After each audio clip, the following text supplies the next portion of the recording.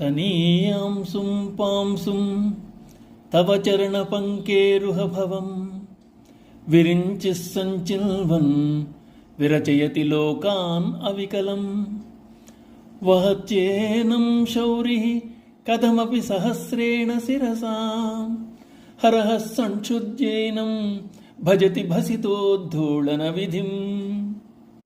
త్రిమూర్తులకు మూలమైన వాడు శివుడని, శక్తితో కూడి ఉన్నప్పుడే ఆయన స్పందించ సమర్థుడవుతున్నాడని, సృష్టి స్థితి లయ తిరోధాన అనుగ్రహాలు చేయగలుగుతున్నాడని ముందు శ్లోకంలో చెప్పబడింది. ఆయనలోని సంకల్పం, కామన కలిసి ఇచ్ఛాశక్తిగా మారి క్రియారూపం దాలుస్తున్నాయి. ఒక్క నేనే ఎన్నో కావాలన్నదే స్పందన. పరమాత్మ సత్య సంకల్పుడు, కామించి కామేశ్వరుడయ్యాడు. ఇచ్ఛాశక్తిలోని కామాక్షి అయింది. పరమాత్మ ధరించిన 3 రూపాయలు హరిహర విరించులు. ఈ శ్లోకంలో శంకరులు అమ్మవారి పాదరజం యొక్క మహిమను వివరిస్తున్నారు. అమ్మ పాదాలే కాదు, ఆ పాదాల కంటిన ధూళి కణములు కూడా మహిమాన్వితములే.